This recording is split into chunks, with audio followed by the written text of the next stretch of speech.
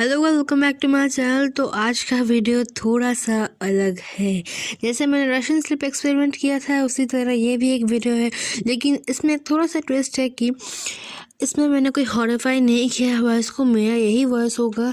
लेकिन ये जो मैं आपको बोलने वाला हूँ, जो ये स्टोरी मैंने खुद ने लिखी है, इसीलिए मैंने पिछले 3 दिनों से कोई वीडियो नहीं अपलोड किया, 3 या 2 दिनों से, क्योंकि मैं ये वीडियो बनाने का प्रिपरेशन कर रहा था। पूरा स्टोरी मैंने लिखा 3 दिन बैठ के, तो स्टोरी थोड़ा लंबा होने वाला है। आप लोगों से अनुरोध है कि आप जहाँ अभी बैठे हुए हैं, सोए हुए हैं, एकदम आराम से सोइए, हेडफोन लेके बैठिए, क्योंकि कहानियों का मज़ा देखने में नहीं सुनने में आता है। एकदम माइंड फ्रेश हो जाएगा और थोड़ा थ्रिलिंग टाइप का मैंने ये स्टोरी बनाया है आपका।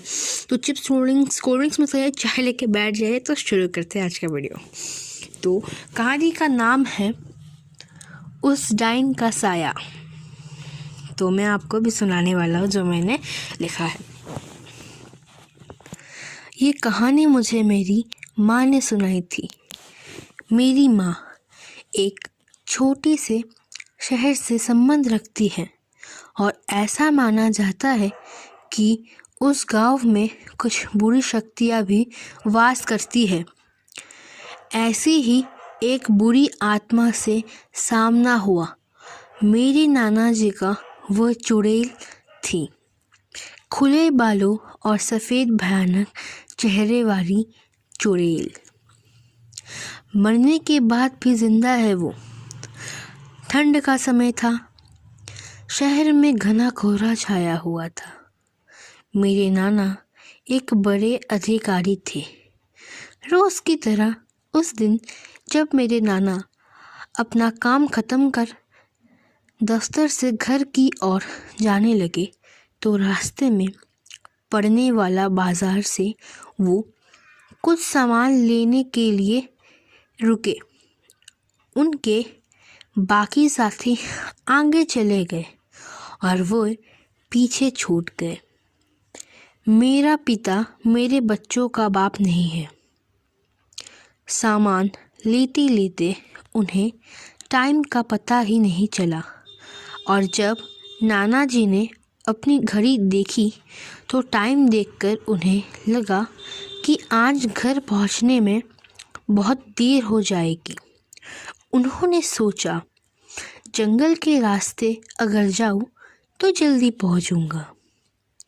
इसीलिए उन्होंने जंगल की ओर गाड़ी घुमा ली।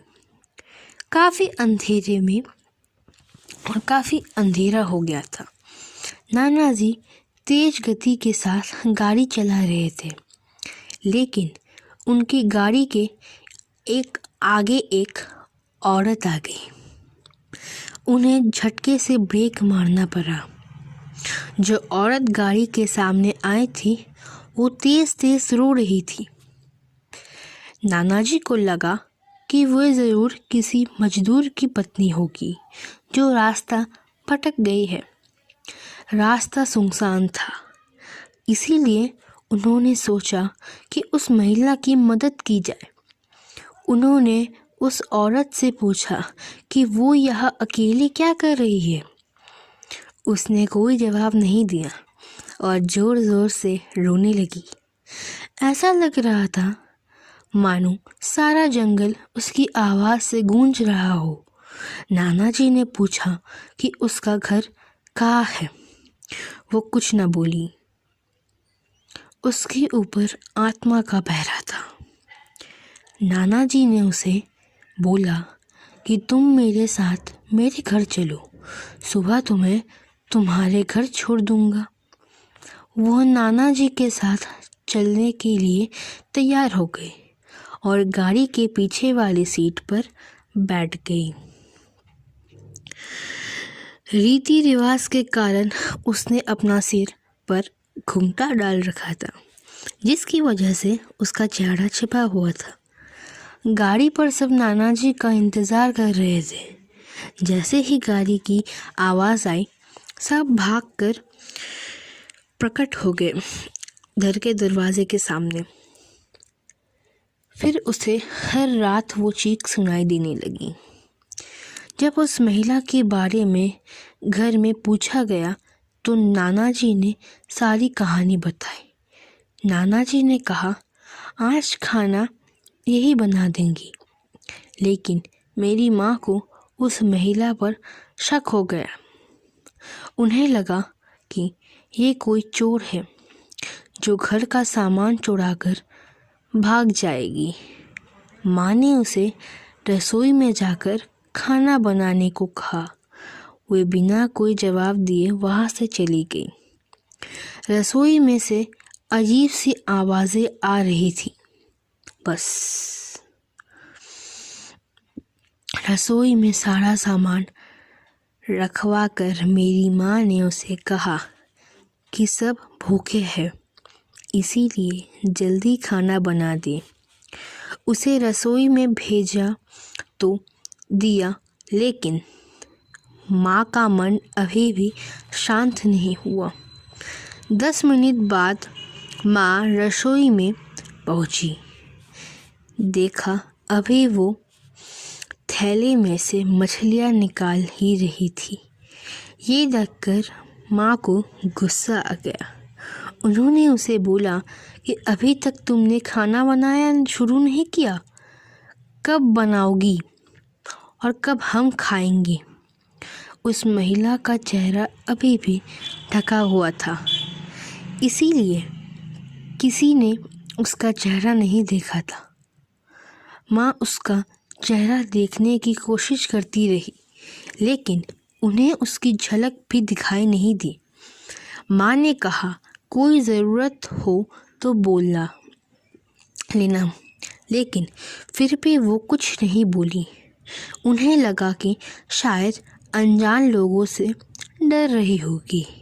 माँ रसोई से चली गई, लेकिन 10 मिनट बाद वे फिर वापस आई तो रसोई का दृश्य देखकर माँ डर गई। उनके पैर जैसे वही जम गए। उनके गले की आवाज़ नहीं निकल रही थी। उन्होंने देखा वो औरत रसोई के फर्श पर बैठकर कच्ची मछलियाँ खा रही है। सारी रसोई में हड्डियाँ और मांस के टुकड़े बिखरे पड़े हैं। उसके सिर का घूंघटा भी उतरा हुआ है। उसका चेहरा बेहद खौफनाक था। बाल बहुत बड़े और नाखून एकदम काले थे। वे मछलियाँ खाने में मगन थी, इसीलिए उसका ध्यान माँ पर नहीं गया। माँ भी चिल्लाई नहीं कि कहीं वे और ज़्यादा खतरनाक ना हो जाए। माँ ने एक थाल उठाया और वो चूल्हे मतलब आपका ओवन होता है ना, वो चूल्हे में से जलता हुआ कोयला उठाकर उसकी तरफ दौड़ी। उसे आज भी वो औरत दिखाई देती है। कोयला उस चुड़ैल पर फेंक दिया। आँख की जलन की वजह से वो डायन तेज तेज आवाज़ें निकालने लगी। उसकी आवाज़ सुनकर सारा घर दहकता हो गया। उसे आग दिखाकर वो घर से बाहर निकाला गया। उसकी आवाज़ इतनी तेज़ थी कि आसपास के लोगों का भी बाहर जमारा लग गया। वो डायन लोगों की भीड़ को हटाते हुए जंगल की तरफ दौड़ी। सारे लोग डर के मारे काँप रहे थे और मेरी माँ की हिम्मत की दाद भी दे रही थी कि अगर उन्होंने सही समय पर कोयले से उस डायन को भगाया नहीं होता तो ना जाने क्या हो जाता। आज भी उस घर में कई रोते हैं। ऐसा दिव्य शक्ति जिन्हें विज्ञान भी नहीं समझ पाए।